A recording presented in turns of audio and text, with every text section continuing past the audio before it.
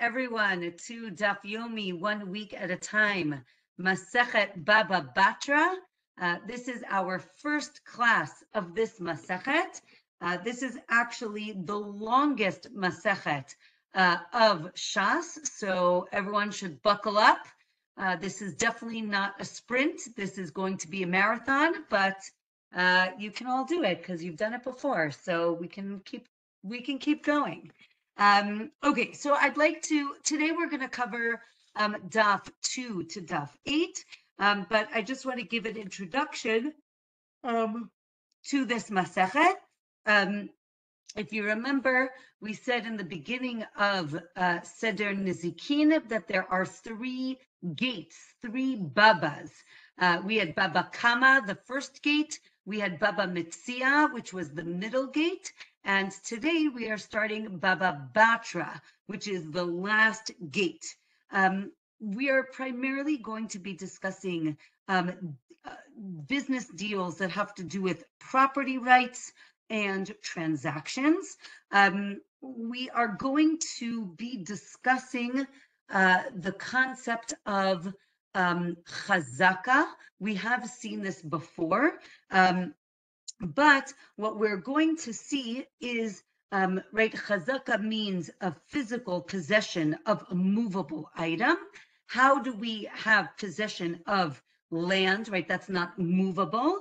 So we're going to see that if you work the land or live on it for 3 years, and nobody came and said, get off my property, that creates a chazaka, that creates possession of the land.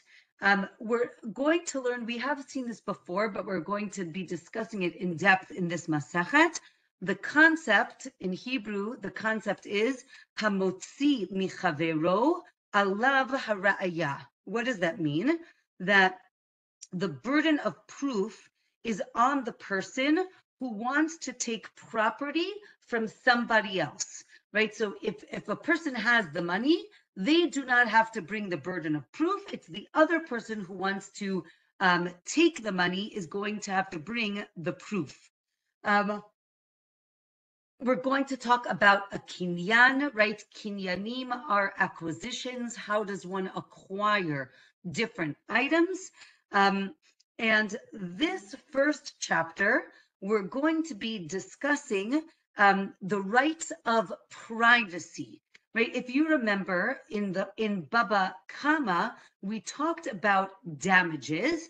And when we were talking about damages, we were speaking about primarily physical damages.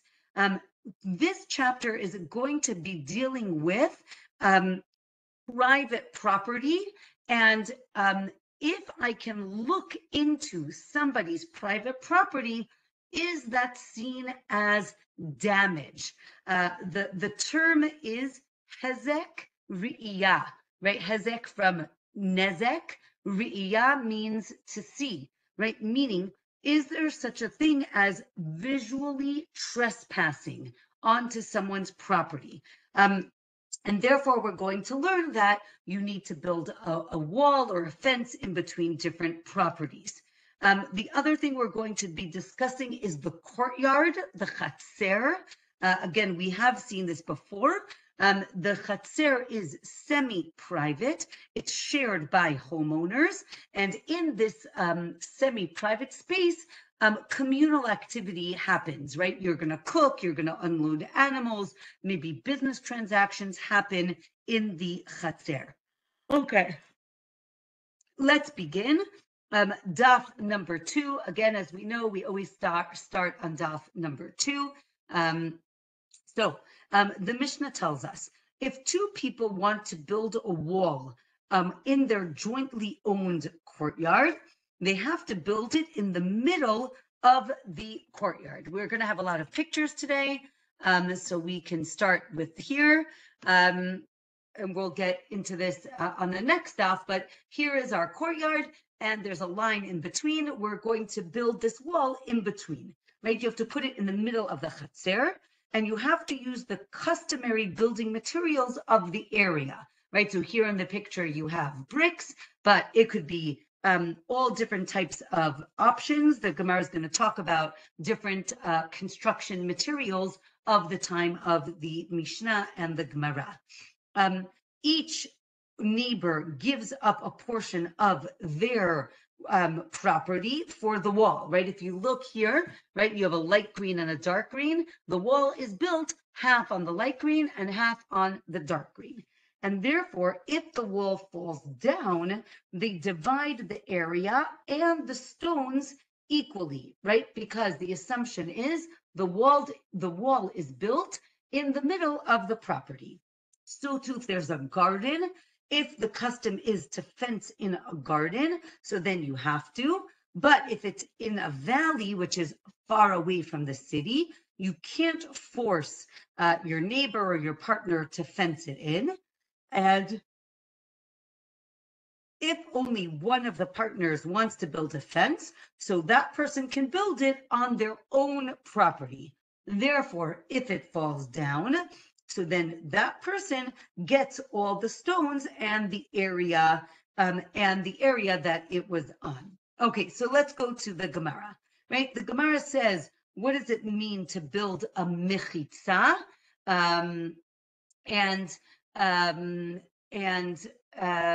What does it mean to do a mechitza? So the Gemara says it means a wall. The Mishnah implies that if they don't want to build a wall, then that would be okay.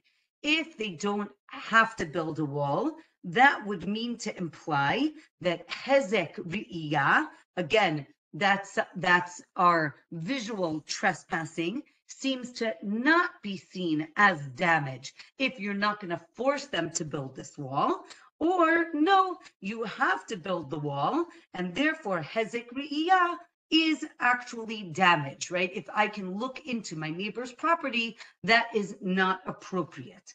Let's say the neighbor agrees to build the wall, so then each neighbor builds half of the wall or gives up half of the width of the wall. Right, so now the Gemara tries to bring a proof if hezek ri'iyah is seen as damage or not. And we said that you have to build a fence for the garden, lest people see it. And so what's the problem with someone seeing a garden? Because we don't want them to cause, ayin hara, right? Ayin hara, which is putting like the evil eye. This seems to cause damage. Therefore, we can say that visual trespass is seen as damage. We said that if the wall collapses, we didn't say this yet, but if the wall collapses, they have to rebuild the wall. Again, this proves that it is seen as damage if there is no wall. And the Gemara says, no, if it fell down, so then you can force the other person to rebuild it. But you can't necessarily force them to build it the first time. Okay, so we also have an idea of making the person build a gatehouse for the chatzer, for the courtyard. Again, this proves that hezek ri'iyah is damage. And the Gemara says, no, maybe when we're dealing with the public looking in, okay, then that we can understand is really damage, but maybe not necessarily with your neighbor looking in, and maybe there is a distinction, right? Another Mishnah implies that you can build boundary markers instead of a wall. And if a person's window is looking into someone else's courtyard, the wall of the courtyard needs to be at least 4 amot higher than the window. Again, we don't want people to be able to look into their neighbor's chatzer, their neighbor's courtyard, and therefore the wall needs to be higher. Again, maybe this proves that hezek ri'iyah is really damage, and the Gemara says, no, maybe not necessarily. Let's say you have a roof next to a courtyard, and we're going to be discussing different levels, right? Here we have the courtyard on one level. But let's say the roof is next to the courtyard, right? So one person's house is much lower than the other. So his roof is on the same level as the courtyard. So the roof person needs to build a wall at least 4 amot high so that he can't look into the chatzer, so that he can't look into the courtyard. And the Gemara says maybe that proves again our point. And we said, no, that's different because the chatzer guy doesn't know when the roof, right? We assume that a person is going to use their courtyard much more than they're going to use the roof, right? In general, you're not working on your roof.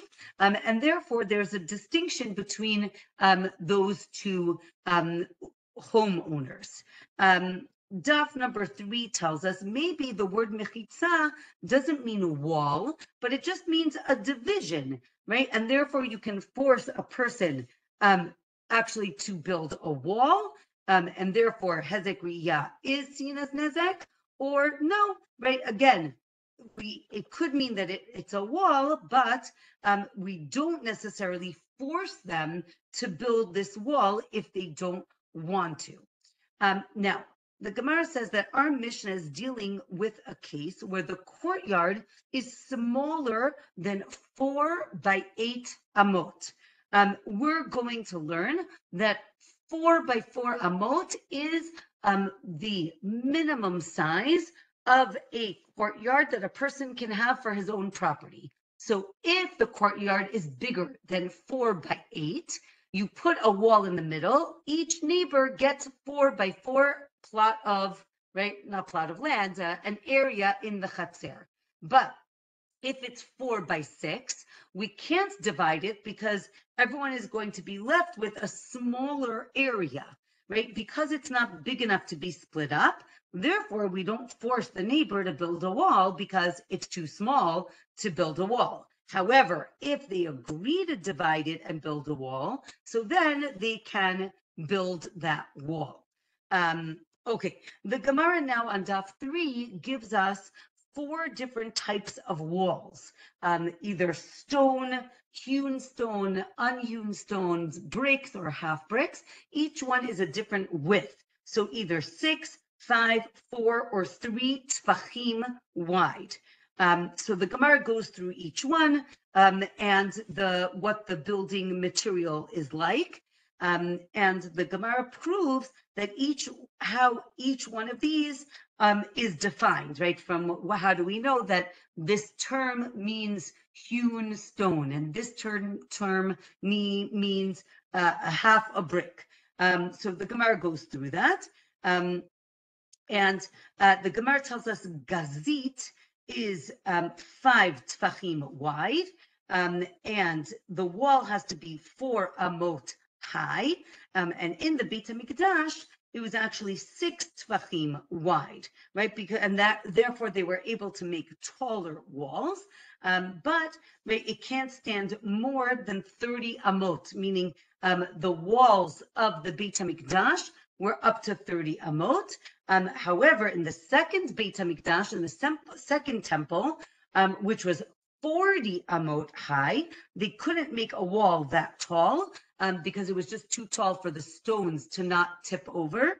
And that's why they actually had a curtain that divided the Kodesh, the sanctuary, from the Holy of Holies. In the second temple, there was actually a curtain and not a wall because the building was so tall. Okay, and then the Gemara discusses if there's plaster on the wall or not.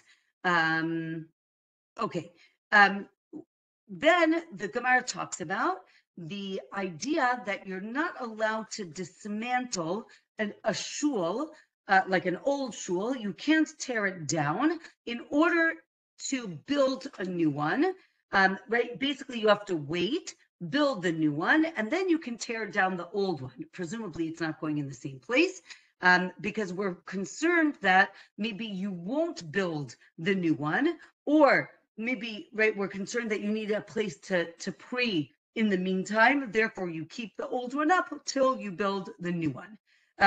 The Gemara talks about seasonal shuls that in those days they had summer shuls and winter shuls, and you had to make sure that the next one was built before you destroyed the old one. Now, if you collected all the money, so then you shouldn't dismantle the old shul yet, because maybe you're going to need the money for something else, specifically redeeming captives, and then you'll have to use that money. We're going to see at the end of today's class the importance of redeeming captives. And therefore, you have to save that money, and then you build the new shul, and then you can tear down the old shul. However, if the old shul is unsafe, so then you can knock it down, right? We don't want anybody to get hurt. Okay, since we're discussing breaking down an old shul to build a new shul, the Gemara is going to tell us the story of how King Herod built the second temple. So we have Bava Batra.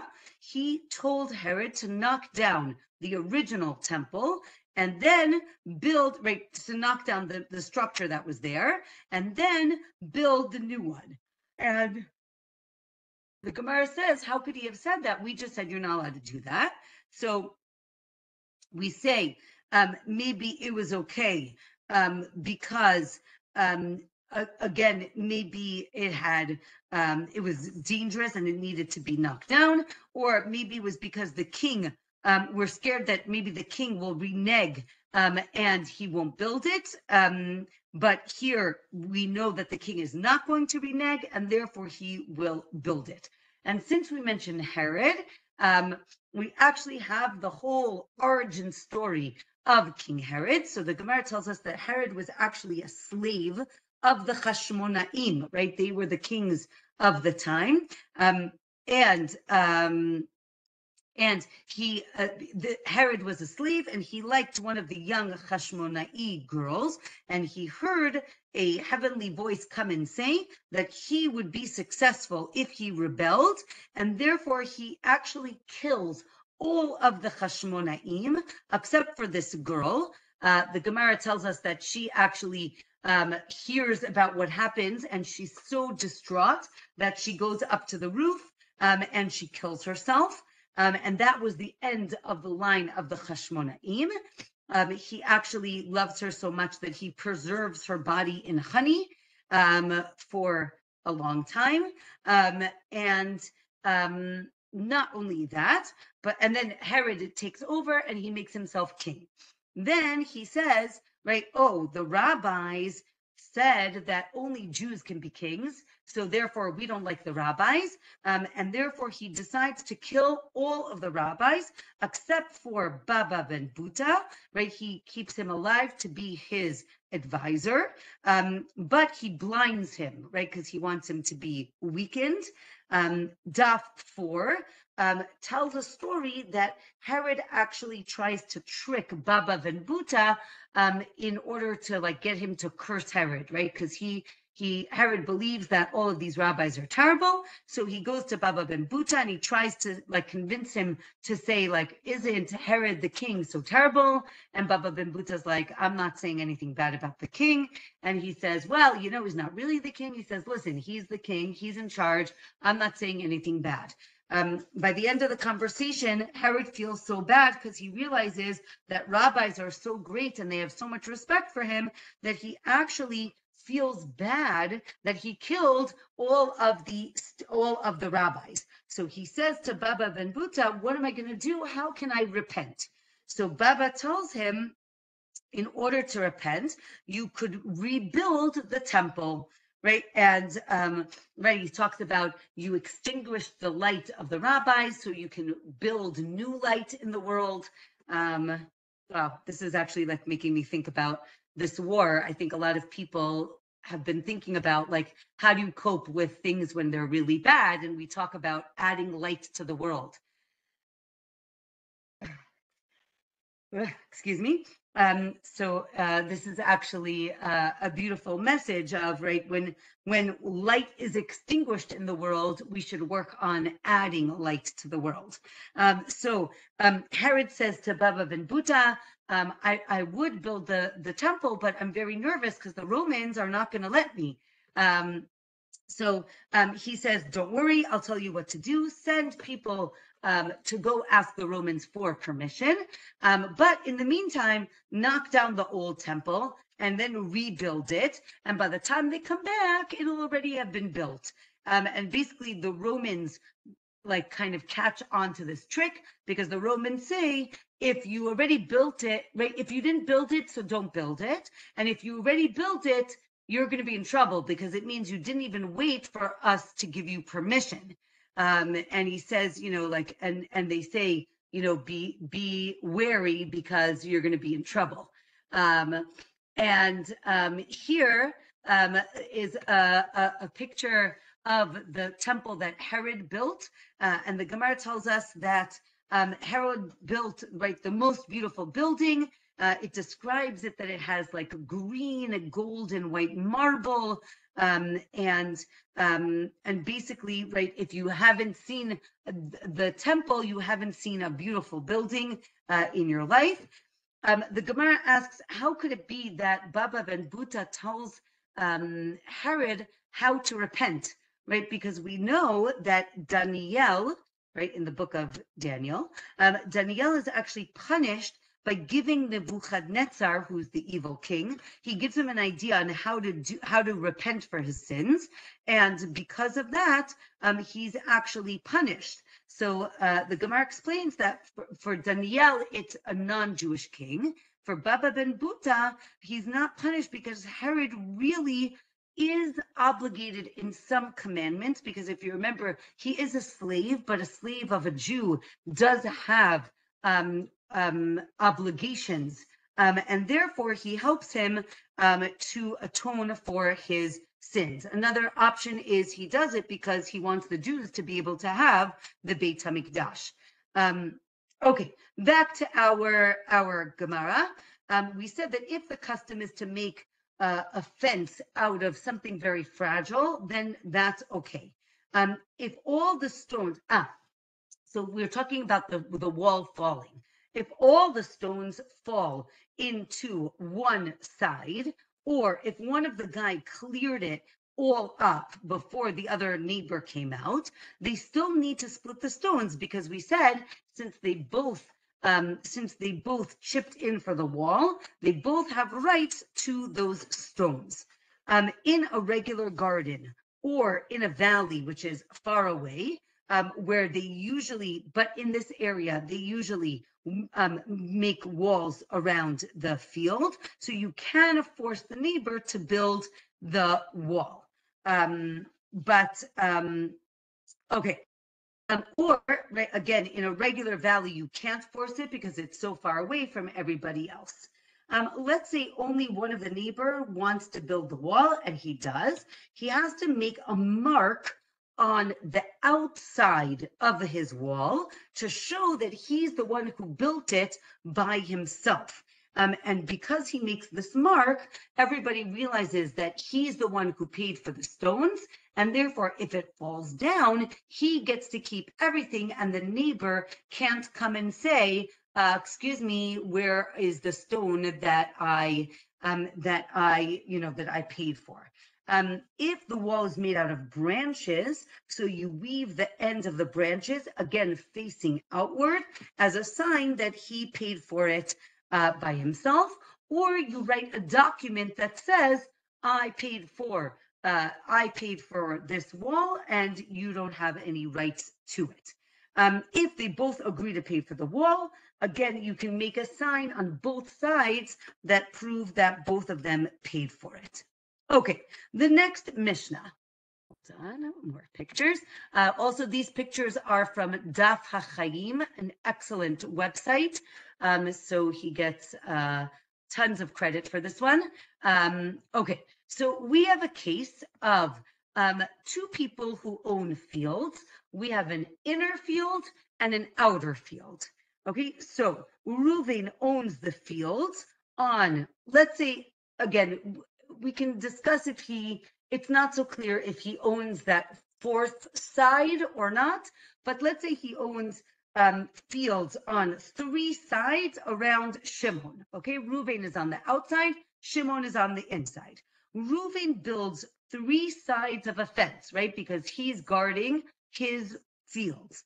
And then Shimon doesn't say anything. Shimon does not have to pay for those fences. However, if Shimon builds, well, we'll see who builds. Here's another picture, right? If someone, we'll see if it's Shimon or Reuven, right? If someone builds the 4th wall, so then the inside guy, Shimon, needs to share the expenses of all of the walls, right? Because now he has a fully enclosed field. And because he is going to get benefit from this wall, he actually has to pay for for basically all of the walls. Okay, so now the Gemara says this is the halacha. Now, even if, again, if Shimon builds the wall, if the inside guy builds the walls, so he's showing he wants all of these walls. Even if the outside guy builds the wall, he also needs to pay, meaning the inside guy has to pay, because he is benefiting from an entirely enclosed field. So then the Gemara asks, does he have to chip in for whatever the cost, right, whatever the expenses were, or can he only pay the cheapest material? Meaning nobody asked him what kind of wall it is he wanted, and therefore, does he have to pay the original expenses, or can he pay, right, from the cheapest material? Or a third option is that he can pay the amount of money it would cost to hire someone to watch his field, which is cheaper than building a wall. Yes, Ilanit says, yes, he definitely needs a gate. He's not enclosed completely, or maybe it's not so tall. Don't worry, he's not blocked in. Okay, Daf number 5 gives us a story of basically of this case, where the middle owner didn't want to pay for any expenses of the fence. So the outer owner tried to prove that he wanted the fence, and they went to court, and the court said that the middle owner had to pay. But how much did he pay? He has to pay the lowest amount, meaning he pays a watchman's fee and not the value or the expenses of the fence itself. And here there was another story of Arunia who bought a field next to Ravina, and Ravina wanted to buy the field back and get rid of Runia. And Rav Safra told him to leave Runia alone because that was his only field, and therefore he needed to leave him alone. Okay, next Mishnah on Daf 5. Let's say the wall between the neighbors fell. We make the other person chip in to rebuild it. Everybody pays equally.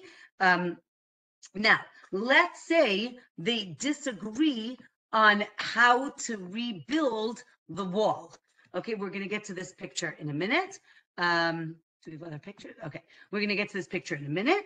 Now let's say Reuven wants to build the wall higher than 4 amot. He can't force Shimon to pay for that higher wall, right? We had said, I think we said in the beginning, that the minimum height of the wall needs to be 4 amot. The idea is that you can't look over the wall. That's how much everyone is obligated to build. Now, let's say Reuven decides he wants to build a higher wall. So he can build the higher wall, but he needs to pay for that difference in the height because Shimon doesn't necessarily want that height. However, if afterwards Shimon, that's the red wall guy, right? So Shimon now builds a wall on his property that's parallel to the new wall that was built. Now, if he builds it high and parallel to the new wall, what is he proving? He's proving that he's benefiting from this, we'll call it a 6 amma high wall. And if that's the case, now Reuven can force him to pay for his share of this wall, right? Because the assumption is that he's going to put something on top and he's going to enclose this area. Okay, so now the Gemara is going to explain. So with the wall, right, we assume that both people chipped in for the wall unless he can prove otherwise, right? And here the Gemara discusses a chazaka, right? When do we assume certain things because that's the general rule? And when can we say, no, maybe a person went above and beyond, right? So the Gemara says that a person isn't believed to say that they paid back a loan early, right? But he is believed to say that he paid it at the right time. So again, if the wall was higher than 4 amot, we assume Shimon didn't pay for it, right? Again, unless he proves it. Again, why is this happening? Because if the wall falls down, now Shimon says, oh, half of those stones belong to me. And Reuven says, what are you talking about? I built this wall, it was high, and you didn't want it high, so I paid for it, right? So again, the burden of proof is going to be on the neighbor, right? Halacha is that people don't pay back things early, and therefore we don't rely on that assumption, right? Let's say a lender came to collect a loan after the due date, so, and then the borrower says, I paid it back early. Do we believe him, right? There is a concept on Daf 6. The concept is mali l'shaker. Why do I have to lie? When I'm telling you, I'm telling the truth. I don't need to lie, right? So if a person says, you owe me money, and he says, I paid you back early. Now, he really could have said, I paid you back on time. So why did he say I paid you back early? Is it because he really paid back early and therefore we believe him? Or do we say he's exaggerating and he's lying and we don't believe him? Okay, so that is the question. The Gemara continues, right? Let's say a person says, I never borrowed from you. And it's as if he's saying, I never paid you, right? Meaning because there's no loan, so I never paid you. But if he says, I paid you back, so then he is believed. Okay, now we had said that if Shimon builds a parallel wall, we see that really he needs the yellow wall, and then he has to pay for that. He has to pay for that. Okay, what happens if instead of building the wall parallel in height, let's say he builds half a wall parallel to the dividing wall? Is it as if he built the full wall and therefore he needs to pay for the yellow wall as well? Or no, right? He only has to pay for the amount of the wall that's parallel to his wall, right? So I don't know if you can see it. One second, let me make it a little bit bigger. If you can see, he builds it a little higher than 4 amot. So one opinion is, right, he doesn't pay because it didn't get to the top. Another opinion is that he pays for the amount, let's say the extra amma that he went up on the wall, that amount he has to chip in for. Okay, another case is, let's say he built the wall perpendicular, right? So if he built it perpendicular, so then he does not have to pay for the other dividing wall, because we see that what's he going to do with this? He's going to do something between the red wall and his house. He doesn't need this brown wall, right? He doesn't need that, and therefore he does not have to pay for the dividing wall. However, if, I told you there are a lot of pictures today, if he puts a beam on the top of his short wall, right? So this beam shows that he's planning to build something above, or if he puts these holes in his wall, that shows that he wants to put beams across. So then we are going to make him pay for the dividing wall. Right? Let's say Reuven, right? Again, yellow wall guy. Let's say Reuven lets Shimon put beams on his wall. He can actually use any type of beams that he wants, thin ones or thick ones, because he gives him permission to use the wall. Let's say a person rented a room in a very large house. So he can use the beams or the thickness of the walls, right? He has the rights to the walls, but he cannot use the garden walls or the beams near the garden because that's in the front of the house. And he also can't use the backyard, or maybe he can actually use the backyard. Okay, chazaka. Remember we talked about chazaka. If the owner didn't say anything for 30 days and you use the beams or the walls of the house, and the neighbor put these beams on the wall and he didn't say anything, so then we leave him and he can use whatever he has been using.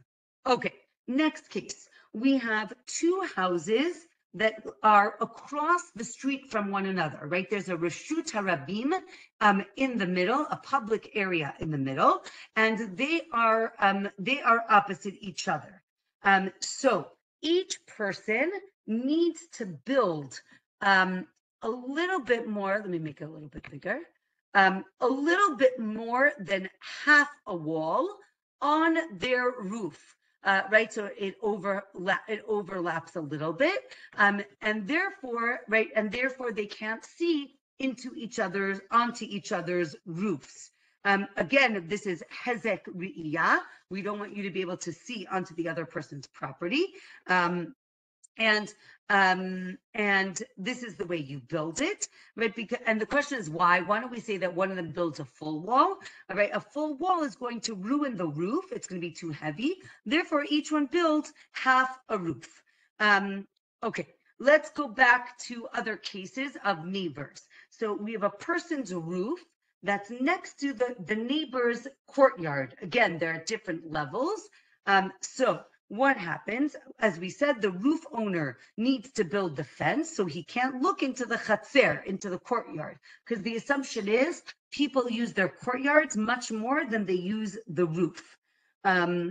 Okay, let's say you have two roofs, one next to the other, not across the street from each other, but literally next to each other. You only need to build a 10 tfachim wall, and this is to make sure that nobody crosses over in order to steal from one another.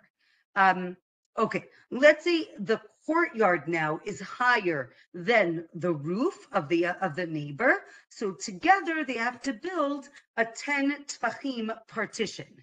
Because again, the roof guy can't look into the chatzer because he's too low. The chatzer can look onto the roof, but most people are not on their roofs. It reminds me of David and Bathsheba. But okay. Let's say we have two courtyards next to each other, but one is higher and one is lower. So the lower person has to build their corresponding wall to their property, and then the higher one pays for the higher, right, the upper part of the wall. Or maybe the higher one also chips in for the lower one because the higher one can't build his wall if there's no lower wall underneath.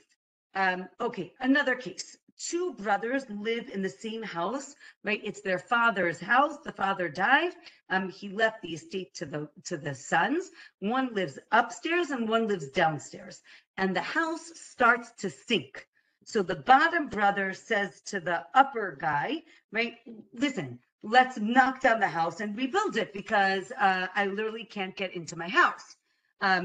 Okay, Daf 7 says, the upper person says, no, I don't feel like rebuilding the house, right? And the Gemara says that the upper brother can actually prevent the lower one from knocking down the house and rebuilding it, as long as the lower floor has 10 tfachim, all right? But if it sinks less than 10 tfachim, that is unlivable, and therefore they have to rebuild the whole house. since we're talking about these cases of can one person force the other one to do something, so we continue. Um, let's say the next case is a person built and blocked the windows of his neighbor. So, right, the neighbor offers to, build another window above, right? And then he says no, and he says, you know what? I'll knock down the wall and I'll make you a new wall. And then he's like, you know what? I'll even knock down the house and build you a new house. The Gemara says he cannot force him it's not okay. Meaning, the homeowner has the right to say, I don't want your wall blocking my window. Get rid of your wall. Okay, and third case is again these two brothers. I think I have a picture. Okay, this is great. I feel like this is right, like the kids saying, right, am I bothering you? Am I bothering you?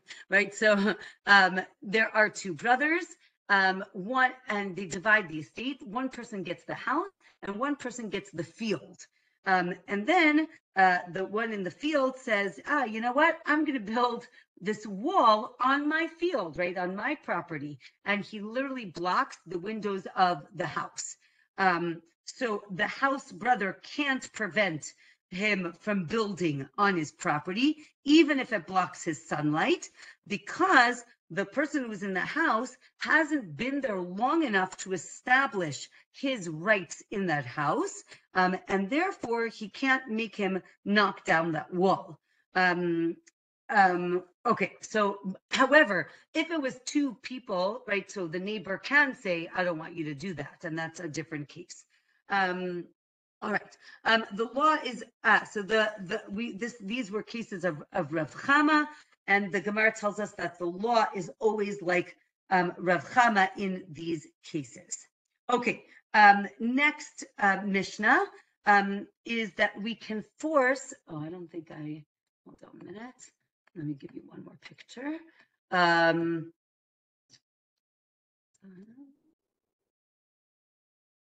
Okay. This is called a beit, a guardhouse, basically, a beit sha'arim, a beit sha'ar. So the Mishnah tells us on the bottom of Daf 7, or in the middle of Daf 7, that you can force the neighbor to build a guardhouse and the door to the courtyard. Or not every courtyard needs this guardhouse, right? The idea was that we don't want people who walk by to be able to look into the property. So the question is, do we force them or not? You can also force the residents of a city to build the wall and the gates of the city, or maybe not all cities need walls. And you need to live in the city for 12 months in order to be considered a resident of the city.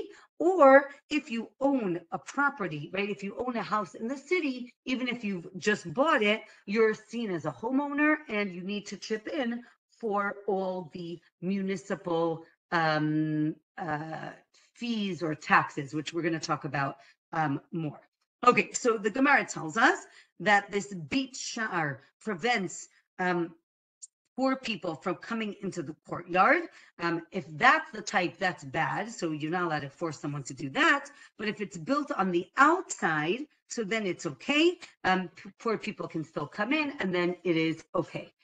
We said not all courtyards need a beit sha'ar, only if they're next to the public domain, right? As you see in the picture, Reshut Harabim. If they're near the public domain, so then we don't want people to be able to look into the courtyard, and therefore we have to build this gatehouse.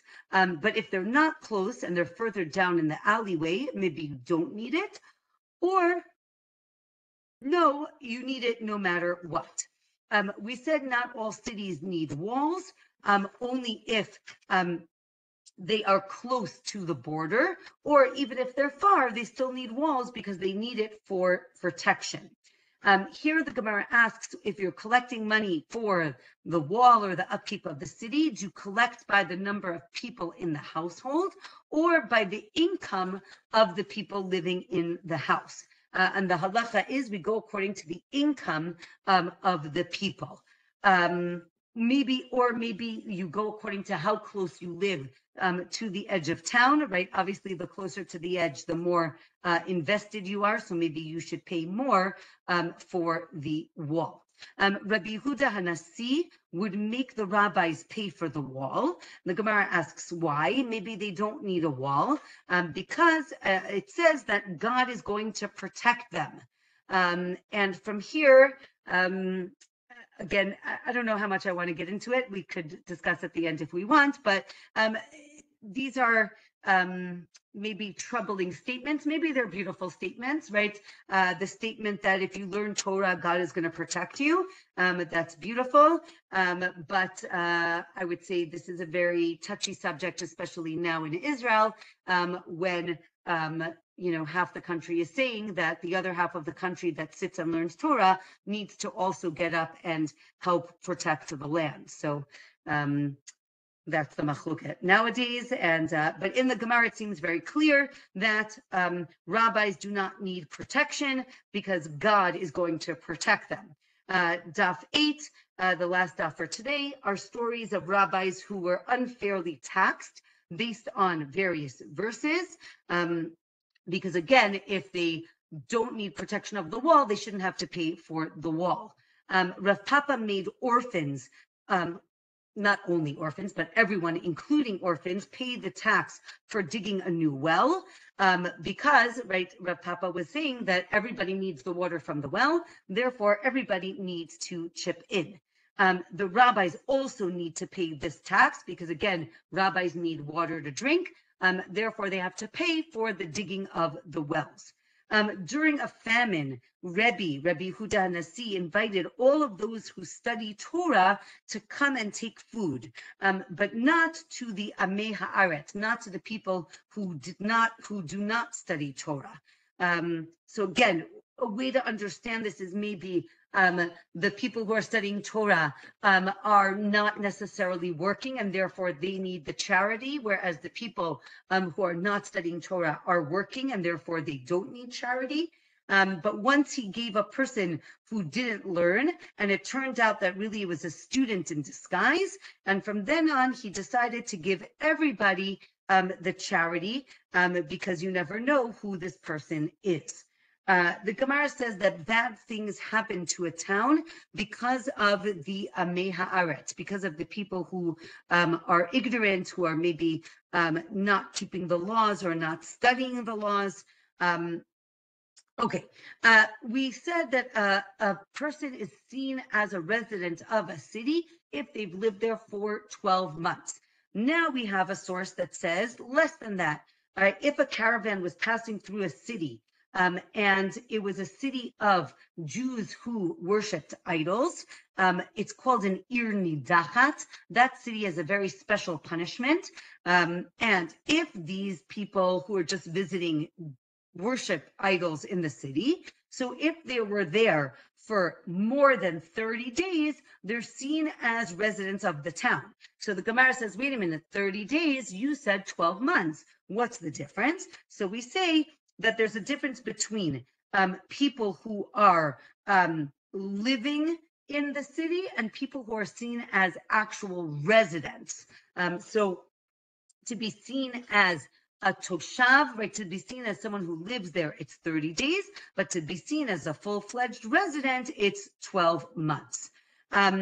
Okay, since we're talking about municipal taxes, so the Gemara tells us that a person needs to chip in for different municipal fees based on how long they've lived in that city.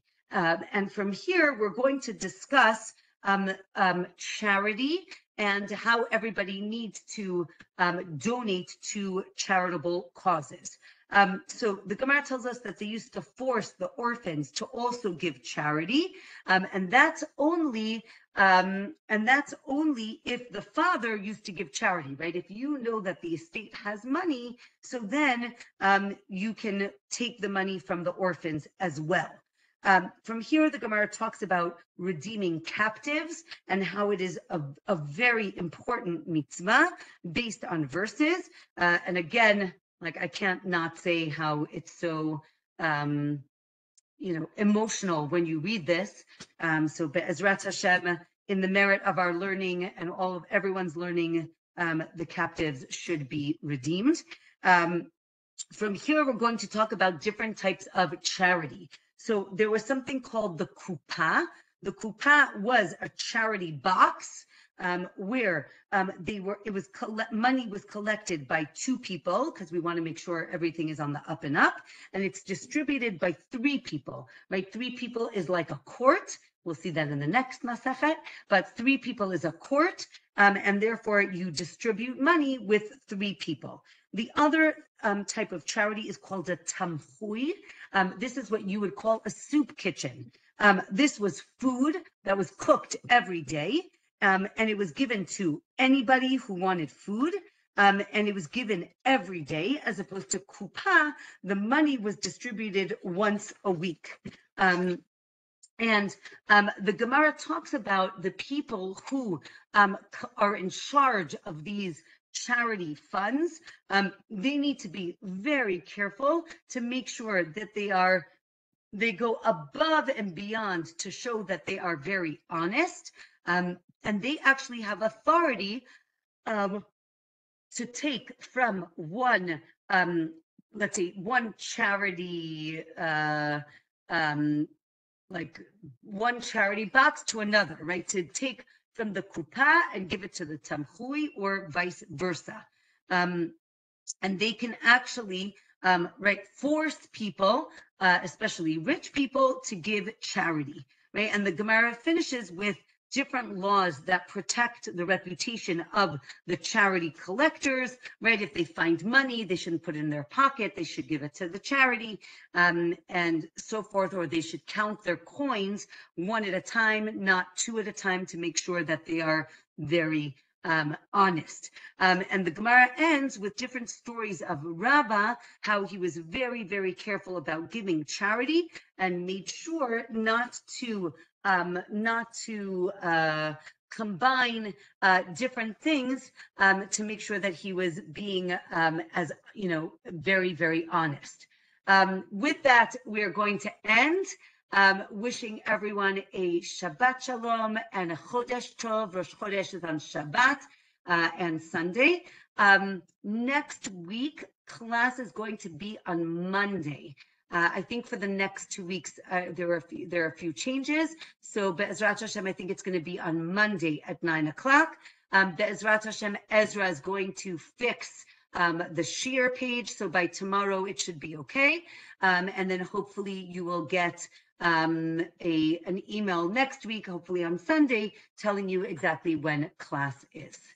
Have a great week. Okay.